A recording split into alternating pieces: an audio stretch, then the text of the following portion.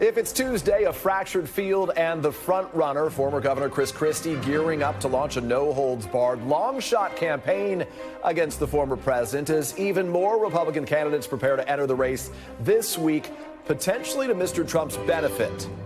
Plus, Trump indictment watch, new signs that the special counsel in Washington, D.C. could soon decide whether to bring charges against the former president as a criminal grand jury prepares to meet in the former president's home state of Florida. And flooding and fear near the front lines, President Zelensky warns of rising waters for up to 70 towns in Ukraine as American officials consider declassifying intelligence, potentially showing that Russia is behind the collapse of a major Ukrainian dam.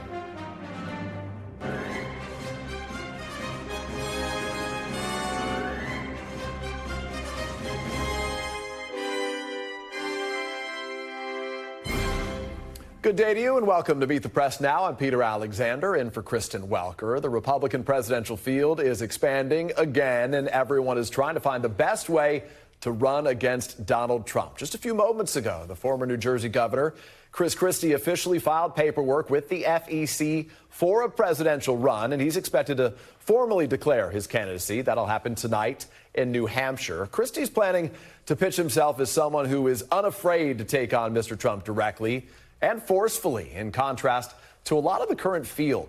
To put this simply, Christie is running on a strategy of confrontation. It is one of arguably three separate emerging strategies to fight the front runner. We're going to get to the other two in a moment. Christie, though, is facing very long odds in this race. In a new Monmouth poll on who Republicans want to see as nominee, he doesn't even make the list. And he's viewed with skepticism by both Trump supporters and Trump critics. Christie's strategy of confronting stands in stark contrast to what's really the second strategy to take on Mr. Trump, to coalesce around an alternative. Here's New Hampshire Governor Chris Sununu, a Trump critic, who just announced that he would not run due to concerns that a fractured field would only benefit Mr. Trump like it did in 2016. Given where the polls are right now, every candidate needs to understand the responsibility of getting out and getting out quickly if it's not working. And I can be more candid about that as the governor of the First in the Nation primary, calling candidates out, saying, look, you gave it a try, you're still in low single digits, you got to get out of the race. If we do what we did in 2016, you're going to have somebody win this nomination with 35% of the Republican support. That's not where we should be as a party.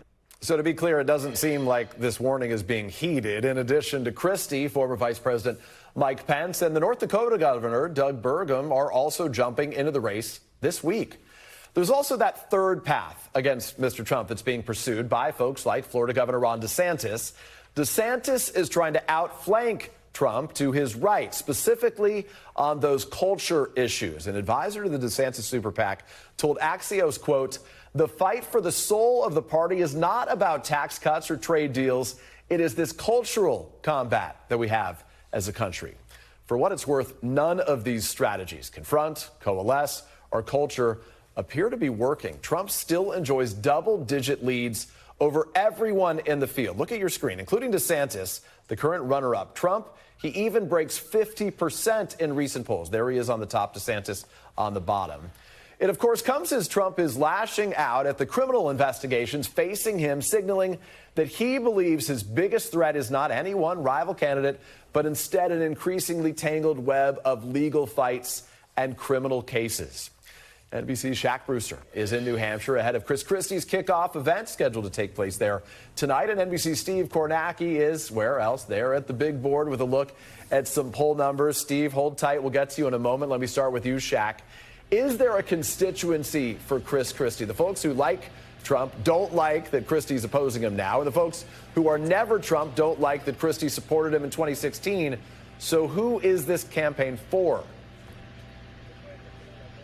Well, that will ultimately really be the question that New Hampshire voters will have to combat.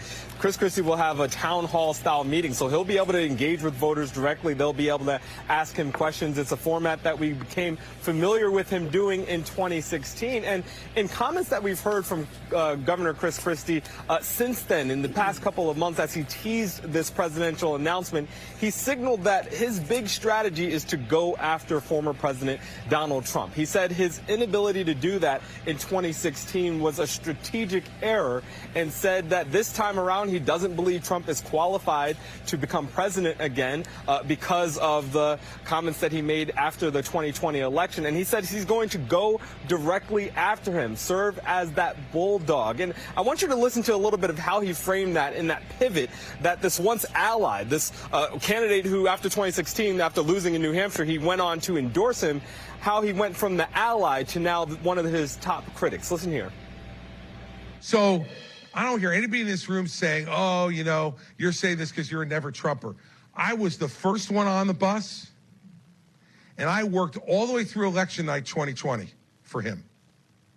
But I got off the train when he stood up in the West Wing of the White House behind the seal of the president and told us the election was stolen when he didn't have one fact to back it up. I'm sorry. That's when I get off.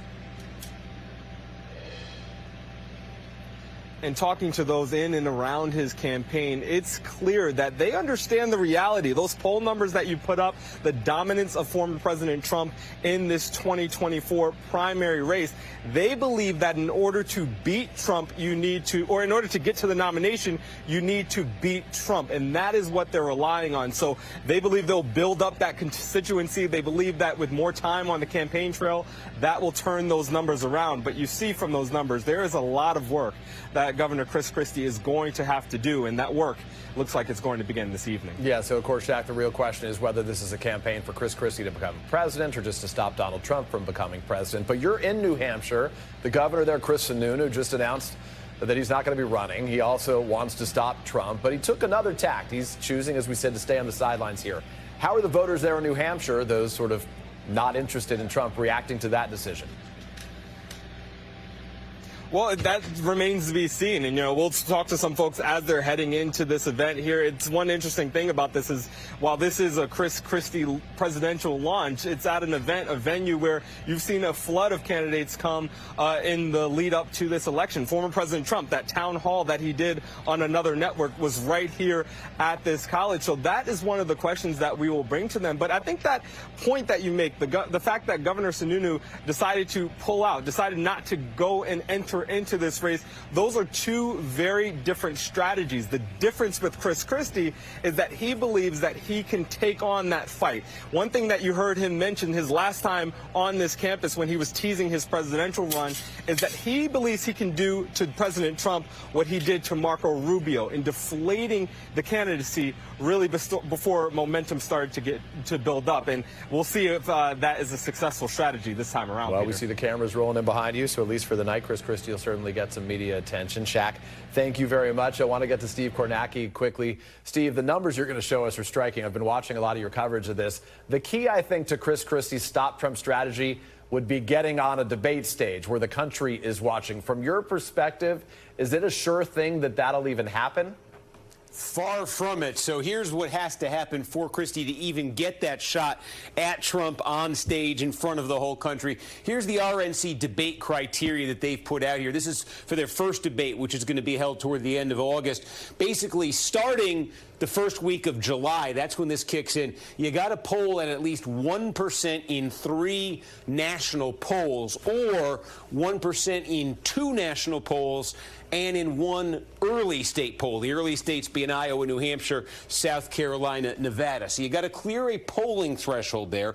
You also have to secure donations from 40,000 unique individuals. Could be a very small dollar here, but you got to show 40,000 donations, and you have to sign a pledge saying you'll support the ultimate Republican nominee. So it's ironic. If Christie is telegraphing this strategy of going hard after Trump in the debate, he would also have to signal before the debate that he's okay with supporting Trump for the presidency again if Trump wins the primary. So again, you say you got to be at 1%. That doesn't sound like that much. Most recent Monmouth poll, this is from last week, Christie didn't register. Back in December, Monmouth took the poll. Christie didn't even register. So he's got to clear those thresholds to get in the debate. And then even if he does, even if he clears those thresholds, 2 more questions remain. Number one, will Donald Trump even show up? Because Trump's making it clear he may be skipping debate, so maybe Christie makes it and Trump's a no-show. And number two, with all of these new candidates, you're talking about Pence, you're talking about the governor of North Dakota, with all these other candidates, are there so many who qualify that they end up having to do two divisions, 2 nights of the debate, and Christie ends up stuck on one night and Trump on another night? That's a possibility, too. Yeah, those are a lot of things to consider. We got a ways to go, but already the field appears to be sort of giving us a sense of where it may be headed. Steve, thank you for that. And joining us now at the table, Tamara Keith. She is White House correspondent for NPR. Mo Alethi, Democratic strategist and executive director of the Georgetown University Institute for Politics and Public Service, and Republican strategist Brad Todd. Thank you guys for being with us. Tam, let me start with you as the lady at the table. Chivalry is not dead on this day. Is this going the way that Chris Christie thinks it's going? Well, he's going to get in. He's going to get the attention, as you say. And then he gets to make the case that Trump is the emperor who has no clothes. But who's listening to that case? Well, it's not clear. He's given up part of his platform because he's not going to be able to be on TV every Sunday making that case. It's a real open question, but I think it's important to note that it's very early. Yes, there is a mini bus full of candidates. It could require an entire bus by the time the field is fully filled out.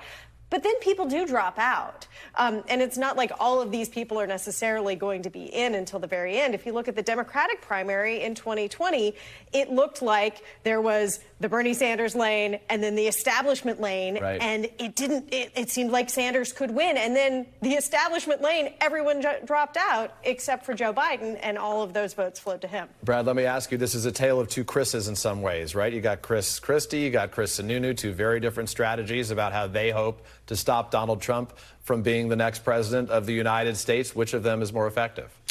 Well, I think there's two strategies, right? There's the eclipse strategy and there's the conquered strategy. Chris Christie believes that Donald Trump must be conquered. Chris Sununu believes he must be eclipsed, right? Everybody consolidates around one other choice that's somewhat different from Donald Trump, and therefore he doesn't have to be conquered. The math, I think, is interesting as well. You show those poll numbers now. This is Trump's high water mark. If you look back at the most recent NBC poll back in April, there were about 45% for Donald Trump, I think 46, and 45 for everybody else who had a preference. And so Donald Trump has a ceiling. I think it's short of 50% in my view in the primary, but with 17 states being winner take all, it needs to be well short of 50. Yeah, I think that's true. Mo, let me ask you about this quickly. So you got this. First of all, Chris Christie's got to have to figure out who's going to be listening to him on the GOP side right now. But he's also got to try to do something that's different than what he did in 2016. It certainly sounds like he doesn't have a strategy that's all that different than that. It appears in the past that he's done something that's impossible. He's alienated Republicans of all sides. Here's what he said about 2016. Take a listen. Part of what happened in 2016, I'll be honest with you, we all made a strategic error. We did. I mean, look, I'm happy to own my mistakes. I've made plenty of them. And that was one of them. We all kind of thought, all right, don't go after him now, because once I get past Jeb and Marco and John and Carly and Ted and, then I'll have Trump one-on-one, and then I'll take him on. I don't know if I said or got there. It was over. It was over quick. So that was a strategic error. Secondly, I stayed with him in 2016 because I didn't want Hillary Clinton to be president. And I don't make any apologies for that. To be fair, he endorsed Trump when other Republicans were still in the field. But what do you make of that assessment from Chris Christie's? He's not wrong, right? In 2016, every Republican candidate was running for number 2, the number 2 slot, so that they could then be the person left standing against Trump. That doesn't seem to be what he's trying to do this time, right? I mean, this time he's saying, I'm going after Trump from day one. Look, Chris Christie has to, I think, be politically astute to know he's not going to be the Republican nominee for president. It appears that this is simply a political kamikaze mission where he's going in to try to help everyone else out by taking out Trump. There's a couple of ways to take out Trump, I would think. From a messaging perspective, on electability, right, and his record of hurting the party over the last 3 cycles, and as Ron DeSantis is starting to do a little bit, by going after his inability to follow through on his promises. You promised us the wall, you didn't do it, right? Yeah. That's from a substantive perspective. But there's also a stylistic way to go after Trump. Donald Trump is not your traditional candidate. He's a bare-knuckle brawler. You got to be authentic to if you're going to take on a bare-knuckle brawler, you've got to bring your bare knuckles, and you have to be able to do it authentically.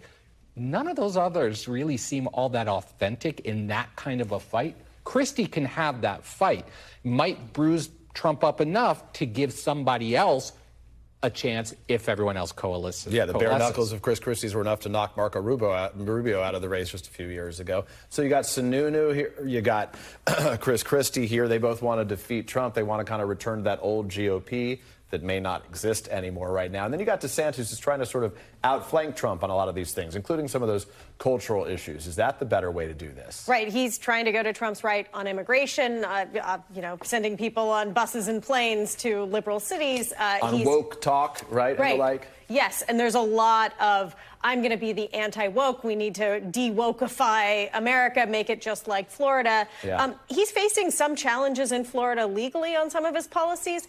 And additionally, it's just not clear that the entire American public is actually as worried about wokeism or even understands what it is as he is acting like they are. So, Brad, if you want Trump, then why is pursuing more Trumpism than Trump does the strategy? Well, for someone I think like what Ron DeSantis is betting on is that Trump is not a native of the conservative movement, and that his instincts, while they were right in 2016, they may not be right now. You know, Trump attacked DeSantis over his fight with Disney. Most Republicans sided with Ron DeSantis over Disney. He's attacked Ron DeSantis on how he handled COVID. Most Republicans thought he did a pretty good job of that. He attacked Florida on the abortion law. Most Republicans probably sided with Florida's effort on that. And so Trump, his instincts may be off, and that's what DeSantis is betting. What's DeSantis' most effective line against Donald Trump? What do you think has worked? We've seen it for 2 weeks now. What do you think might stick? I think the most effective way for him to handle it is just to praise what Donald Trump did on policy and say, but he can't do it next. He can't beat Joe Biden. He can't do more. I can do more. He can do what he did before. I would hand him the gold watch and try to retire him.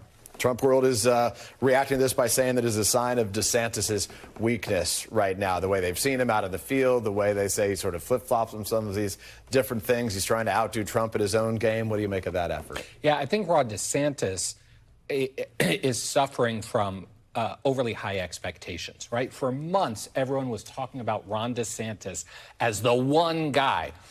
It's hard to say that when he's never played on this stage before, and he's had more than one stumble in these early stages. I think he has the most potent message so far of any of the Republican candidates. DeSantis, the electability, the why didn't you get this done the first time, and to some extent, the cultural battlefield that seems to animate the Republican Party right now.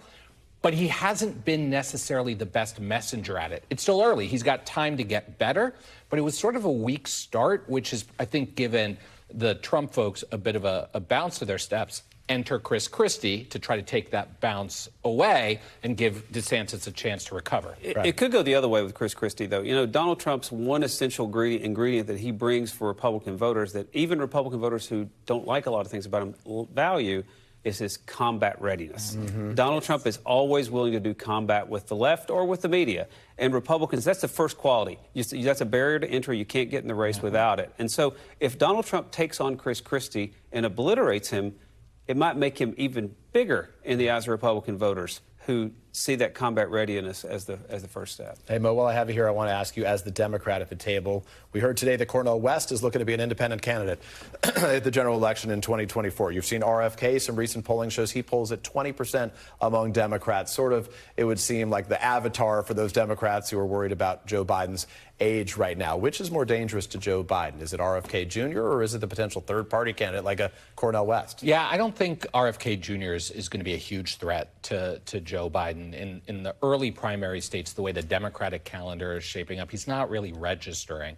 And at the end of the day, the people he seems to be appealing to are more centrist, independent Democrats, according to the polling. Then, is that a risk? I would be worried about any legitimate third-party candidate from the left in a general election, because our elections are just so divided these days. They're all razor-thin margins. He can't afford any bleed in a general election, but he'll be fine in the primaries. Sam, you and I cover, obviously, the White House, so we talk to these folks behind closed doors on occasion. You really get a sense of where they are. I hear that concern about a third party. They try to hide it on occasion, but they recognize every vote counts, and right now there's not a lot of votes to play with. Well, and I think that they are more alarmed, concerned, annoyed with something like a no labels that is trying to get on ballots all over the country, trying to find a centrist candidate, trying to find someone to potentially be a spoiler. Cornel West is not the name that they bring up when they talk about frustration. That's right. No, that's not who they talk about. But that's because they're worried that they bet 3 years on not being in the center. You know, now we've seen in the last couple of weeks he's tried to do that again, but that's why they're worried about a centrist third party. Yeah, that's going to be interesting. It's always good to be with you, Mo. Brad, nice to see you in person. Tam, we'll see you back at the North Lawn in just a couple hours from now, I trust. And coming up next right here, emergency in Ukraine after a major dam collapses, causing mass flooding and evacuations across an active war zone. We are live in Kyiv with the latest on what happened. A new U.S. intelligence signaling Russia is responsible. That's next. Plus, the very latest amid a flurry of activity around Special Counsel Jack Smith's investigation into former President Trump's mishandling of classified information. That's ahead. You're watching Meet the Press now.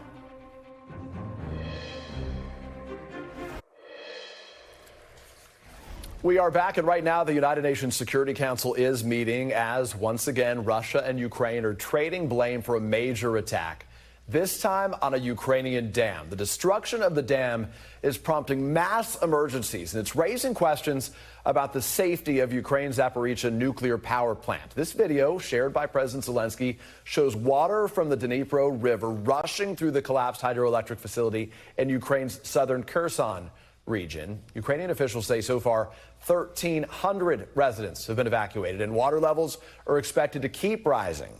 During today's remarks, Zelensky accused Russia of blowing up the dam. He called it the largest man-made environmental disaster in Europe in decades, while the Kremlin says it was deliberate sabotage by Ukraine to threaten Crimea's water supply. Both sides are calling it a terrorist attack carried out by the other.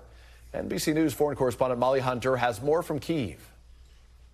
At this hour, water is still racing through that breach dam, flooding those low-lying villages just beyond the dam downriver from that detonated dam. Now, Ukrainian officials estimate still that tens of thousands of people are in that danger flood zone. We do have an estimate, though, on the actual water levels. Earlier today, we were told that the water was rising at a rate of about 6 inches an hour. We are now told that it will peak tomorrow morning local Ukrainian time and then stay at that level for about 4 to 5 days. That makes evacuations very, very difficult. You combine that, of course, with what Ukrainian police are saying is constant Russian shelling, making it very hard to get Ukrainian civilians out of that area. Now, 3 things we're watching for overnight, according to one energy analyst. 300,000 people will be without drinkable water. An additional 500,000 will be affected by power outages and flooding. And then we are watching that Zaporizhzhia nuclear power plant. It's just 100 miles up the river from that dam, very, very closely. Of course, it is still in Russian control. We have talked about the dangers surrounding that plant so much.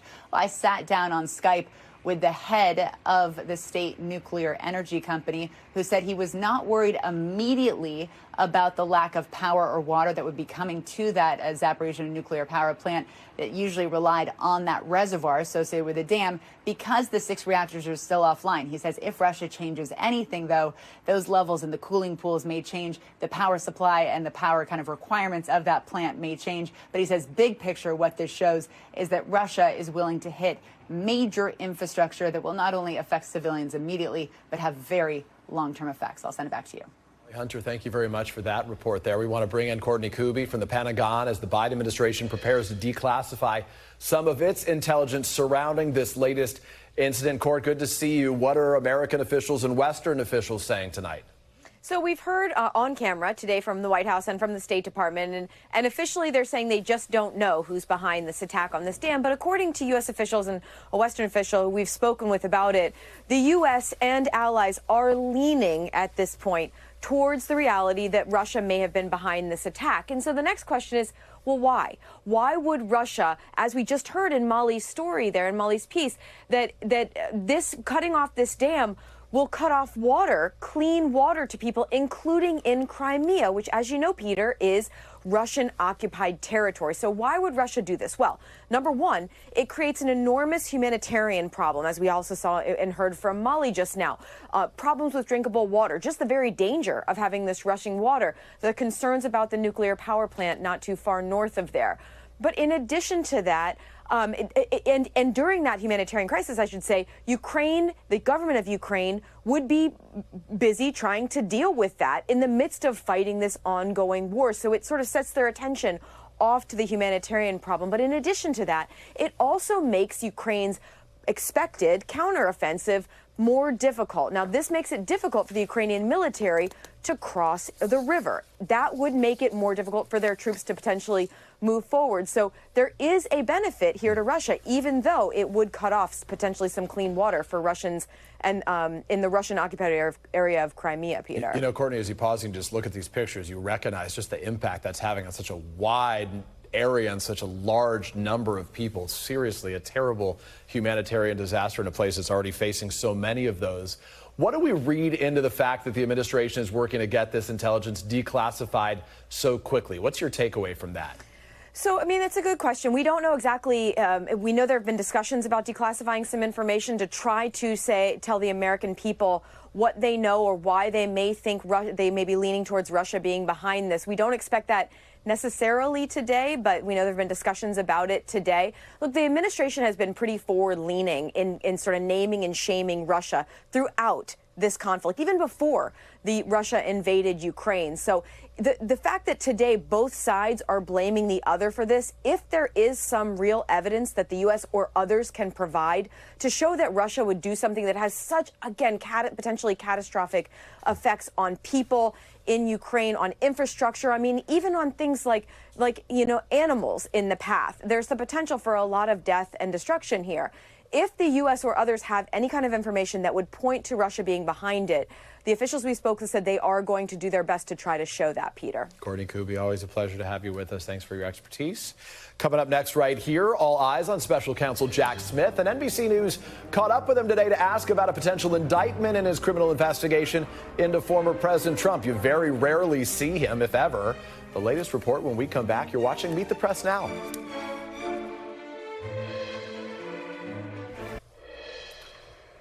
We are back, and as a federal grand jury here in Washington considers potential charges against former President Donald Trump, sources tell NBC News that a federal grand jury in Florida will also meet this week to hear evidence in Special Counsel Jack Smith's investigation into the classified documents found at Mar-a-Lago. We should note it's unclear if the grand jury in Washington is also meeting this week, why prosecutors have convened two grand juries, and how the Florida grand jury's work relates to the work of Washington's grand jury.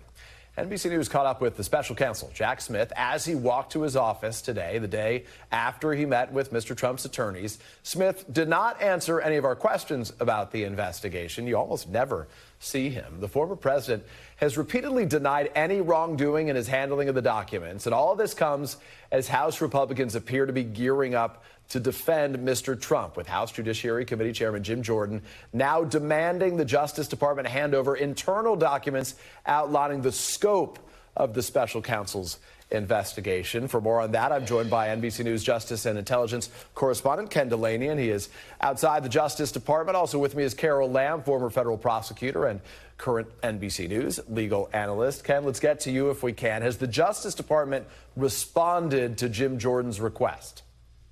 Hey, Peter, they have, with a big fat no comment. So they're not playing right now, but it's very unlikely that they will accede to this request. This is the kind of information they generally don't turn over. They kind of draw a hard line when it comes to internal deliberations about criminal investigations, Peter. Ken, do we have any better understanding, any more reporting about what they talked about at yesterday's meeting between Trump lawyers and Justice Department officials? I know we can't have real specifics, but is there any better understanding about the reason for that meeting?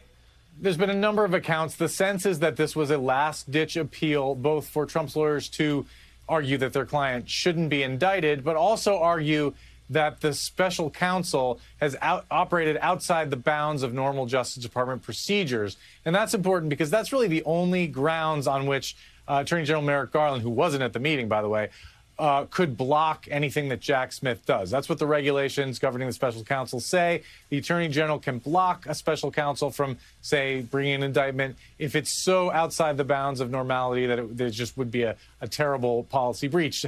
Nobody thinks that's going to happen here. Jack Smith is making this charging decision, and nobody believes that anything those three lawyers said to DOJ officials and to Mr. Smith himself is going to change anyone's mind, Peter. So, Carol, let me ask you a couple of these questions, if I can. You say that Jack Smith has concluded that Mr. Trump must be charged in Florida. What makes you think that?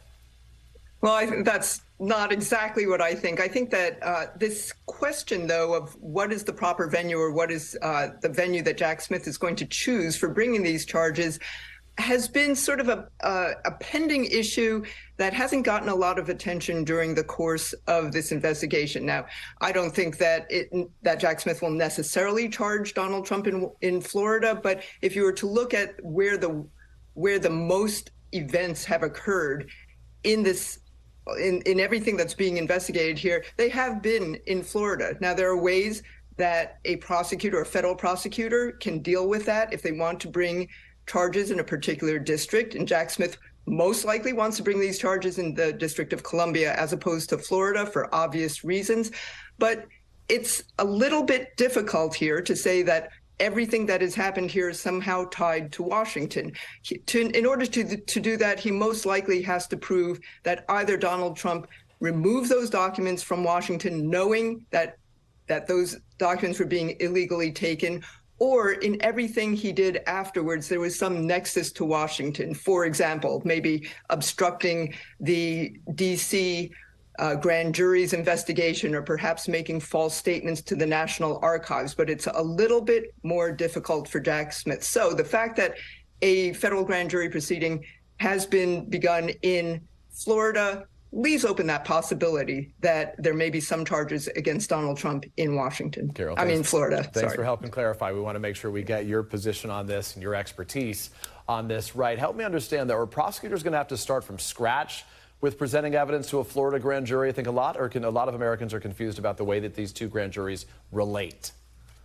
Sure, and it's not surprising that folks are confused because grand jury proceedings are, of course, always done in secret. It is highly unusual in a single investigation to have more than one grand jury empaneled. It becomes a little bit more difficult, but no, they don't have to actually start from scratch. Hearsay is admissible in a grand jury proceeding, and so they can take whatever transcripts they want from another grand jury anywhere in the United States and simply have them read back or make them available to the grand jurors in the other district. And just to be clear, it is possible that there are potential targets who are not Donald Trump in Florida who have been offered the opportunity to cooperate, and they have refused, they've declined. And so the Department of Justice may say, well, you've had your opportunity to cooperate, you didn't want to, now we're going to carry through with our intention to indict you, and those charges lie best in the district in Florida. So there is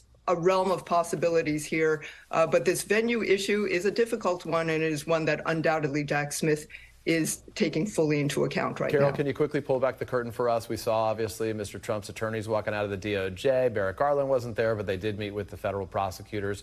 As a prosecutor, what would happen in a meeting like that? What's the sort of motivation behind having a meeting like that? Does that mean an indictment is more imminent? I think there are two primary reasons why defense attorneys request meetings like that. One is to, of course, try to persuade the Justice Department that charges are either not warranted or there's been, as has been suggested here, some impropriety in the way the investigation has been conducted that would not reflect well on the Department of Justice. The other reason is defense attorneys like to talk to the prosecutors. They always feel they can get some inkling, some indication about what the charges will be, when they might be brought. In some instances, probably not on the table here, whether there's a resolution short of indictment. But those are the reasons. Defense attorneys love to show their clients that they're doing the best they can for them, and therefore meeting with the prosecutors. A win-win, even if it doesn't necessarily change the trajectory of this. Carol Lamb, Ken Delaney, and always a pleasure to have you guys with us. Thank you both very much. After the break, migrants and political motives. California's Attorney General has opened an investigation after a private plane full of migrants landed in Sacramento yesterday as Florida Governor Ron DeSantis tries to out-Trump on the issue of immigration. The latest reporting and my interview with California's Attorney General, that is next here live. You're watching Meet the Press Now.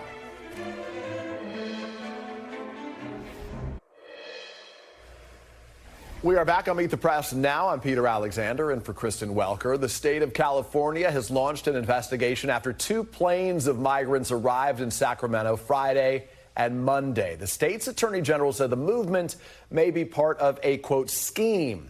by Florida and its governor, Ron DeSantis, to move asylum seekers from Texas to California without adequately informing the migrants of their destination. Sacramento's mayor said today that his city is caring for the migrants. Governor DeSantis' office did not respond to a request for comment from NBC News. California's governor, Gavin Newsom, meanwhile, is not held back on this situation. He tweets, "Ron DeSantis, you small, pathetic man. This is not Martha's Vineyard. Kidnapping charges? ? As Newsom referenced, this is not the first time DeSantis has been investigated for moving migrants. Yesterday, a Texas sheriff recommended charges over flights arranged by DeSantis that transported migrants to Martha's Vineyard. It all comes as the DeSantis campaign has tried to position itself to the right of Mr. Trump on this crucial issue of immigration, accusing the former president of softening on the issue. NBC News senior national politics reporter Matt Dixon is joining us with more right now. Matt, what does this investigation mean for DeSantis? Have we heard anything from the governor? No, and so far, I think that's the most notable thing. The Martha's Vineyard flights is something that he publicized, he talked about, he sort of wanted political credit for them. And he really used those flights, as he explained it, Governor DeSantis said, to draw attention to the southern border and what he sees as a failed, border policy from President Biden. So the fact that they aren't speaking, they aren't returning requests for comment is definitely noticeable. I don't think the idea that he's being investigated by a Democratic-leaning state really bothers the governor all that much. I think anytime he draws the ire of Democratic politicians, Ron DeSantis thinks it's a good day. So that's not a concern for him. Yeah, I suspect that plays pretty well for him when he's going on the stump and the like. So this is not the first time, as we said, that Florida has done something like this. We saw this last year with a group of migrants brought to Martha's Vineyard. Is this, a political move? It's being investigated by a liberal state, as you said. That's a point of pride for him. So is this about politics? Yeah, I think even Governor DeSantis would acknowledge that. DeSantis has said all along, going back to the Martha Vineyard flights, that it's about highlighting the immigration and southern border policy, which is a direct shot at the White House and President Biden. And it has been even since before Governor DeSantis was a candidate for president. He's long used the immigration issue as sort of a cudgel to hit the Biden administration and federal policy. So I don't think there's anyone in Governor DeSantis' office who would deny that there's a political element to this. They, of course, say there's policy aims as well, and opponents are, once again, sort of vocally talking about how asylum seekers are sort of being used as political pawns, and that's the sort of contours of the debate and conversation. And Matt DeSantis also attacked Mr. Trump last week on immigration policy. He says he's not the same candidate that he was when he ran in 2016. What does it say that DeSantis is trying to position himself to the right on Mr. Trump on this key issue?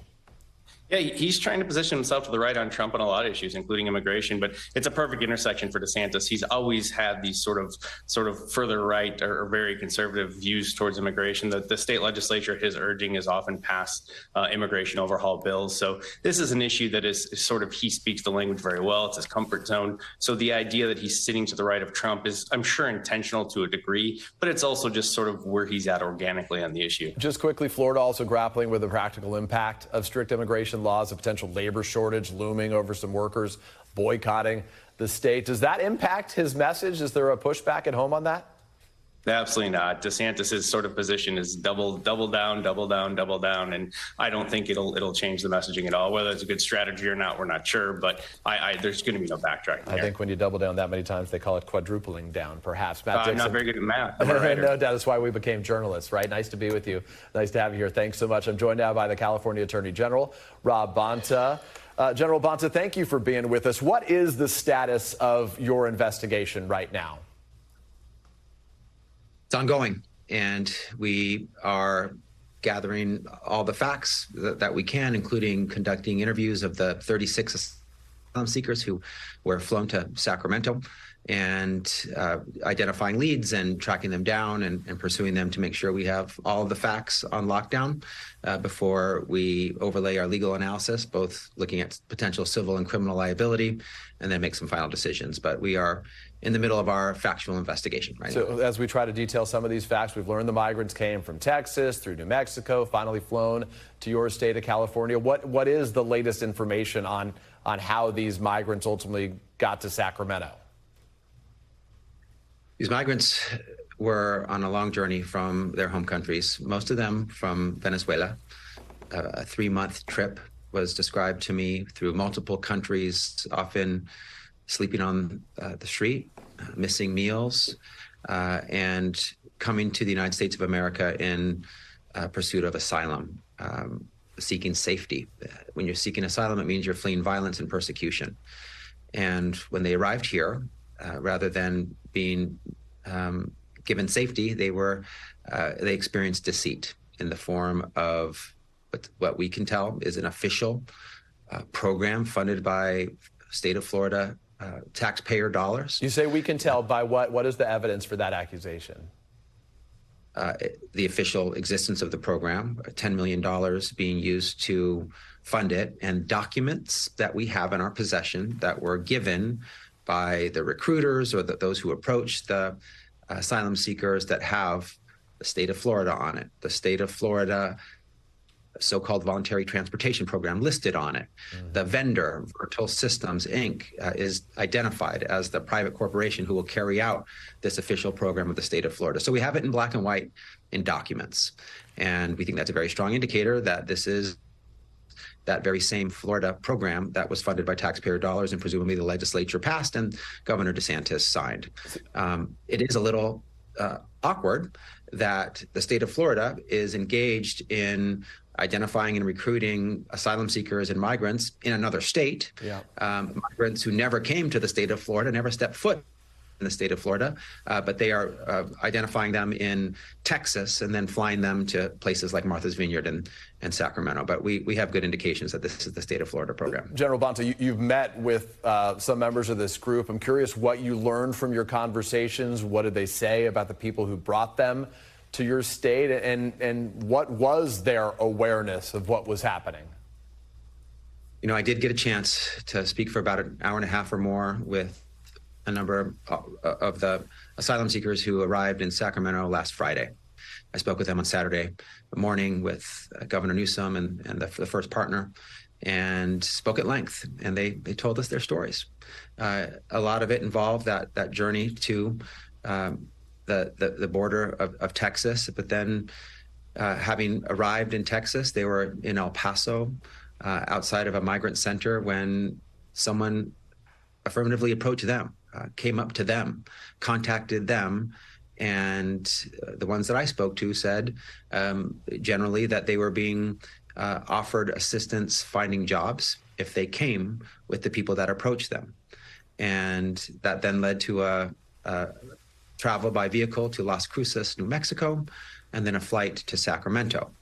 It also, once in Sacramento, involved a ground transportation to the doorsteps of a diocese, and being left on those steps and being told, we will be right back, and then never coming back. The individuals left, got on a flight back to New Mexico as we understood it, never lifted a finger to do what they promised, help them find jobs, and it appears there was never any intent to do so. So we're very concerned about the deception, the misleading, the falsehoods, the lying, the false promises that were made in order to move these individuals across state lines. General Bonta, to that case, though, I get it, and I want to get into your legal thinking here a little bit. This is not the first time that migrants have been moved from state to state. So what about this specific group elevates this to a legal issue? I think a lot of people will hear it, and it certainly seems cruel and awful to just drive folks or travel folks across the country and drop them off in another state. But is that illegal?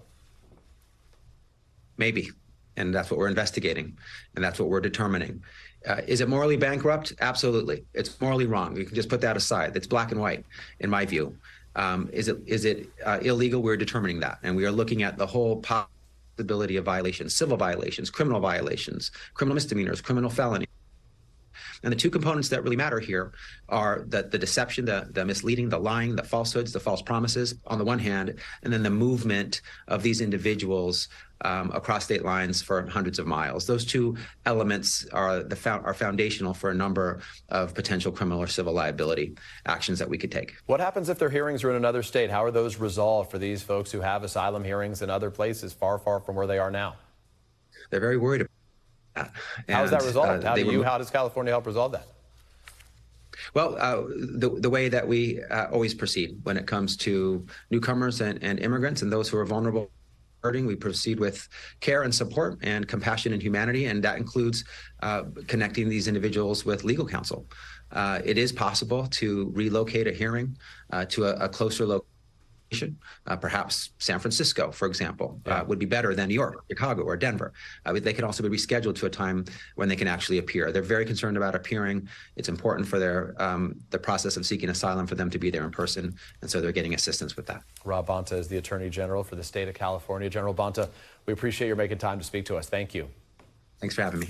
Turning now to an ongoing environmental disaster. Millions of people across the Northeast in this country waking up to dangerous air quality conditions this morning because of wildfires in another country. An eerie haze. Look at that there. It could be seen during sunrise in New York, across in New Jersey, as wildfires in Quebec and Nova Scotia keep burning. Canada is on track for its worst ever year of wildfires. We're just starting June. More than 6 million acres of that country have already burned this year to date. The unprecedented start of the fire season was fast-tracked because of record heat in the month of May. In Quebec, close to 14,000 people have been forced to evacuate their homes. At least 160 fires have been reported in the province, and more than half are considered out of control. The U.S. and France have sent firefighters to help with containment efforts, and Canadian officials are in talks with a number of other nations for additional support. Still to come, you say it's your birthday. Meet the Press Now turns 1. We're going to take a quick look back and what it means for the year ahead. Don't go anywhere. You're watching Meet the Press Now.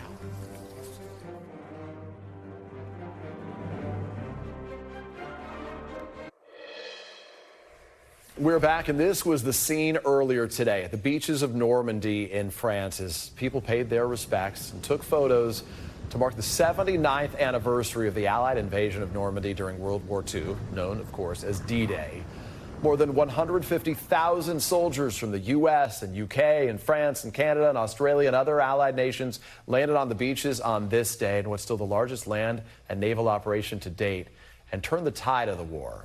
Defense Secretary Lloyd Austin, General Mark Milley, they were in France today to mark the anniversary. They spoke at the American Cemetery at Omaha Beach before a crowd that included several veterans who stormed the beach in 1944. Look at those folks. Austin drew parallels in his speech between World War II and today's challenges. Listen. On a recent trip to a U.S. training post in a free Germany, I met brave young men and women from Ukraine who were learning how to fight for their lives and for their country. Today, I am more determined than ever to stand by them. Such a meaningful place if you ever get a chance to go to Normandy. Before we go, it's a big day here at Meet the Press Now. The show has now officially been on the air at News Now for 1 year. Here's part of what our friend Chuck Todd said when the show launched. Since this is episode 1 on News Now, I want to take a moment to remind people of our mission here, to share with you what you need to know about what's happening in Washington and in American politics. And most importantly, explaining why it happened and why it matters to you. We cover politics as it is. It's a mission that's more important than ever in these increasingly divisive times. So, folks, I've always been a big believer in finding new ways to reach new audiences. So we know where you are, and putting Meet the Press on NBC News Now 5 days a week is at the forefront of where we want to be in streaming news. It was a no-brainer. We know you are here because you are simply looking for smart, honest news and analysis. That's all, which has been and always will be the driving force behind Meet the Press. And I know that Chuck and I also shop at the same place for ties. That mission remains at the heart of everything we do here across all the parts of the Meet the Press brand. As Chuck said this weekend, Meet the Press is about reporting what is happening, explaining why it's happening, and letting viewers absorb the facts. And that's going to remain the mission of this show as we enter year 2 and as we enter a new chapter in the 76-year history of Meet the Press. That'll do it for us this hour. Chuck is back tomorrow in this seat with more Meet the Press Now. NBC News Now coverage continues with Hallie Jackson right now. Thanks for watching our YouTube channel. Follow today's top stories and breaking news by downloading the NBC News app.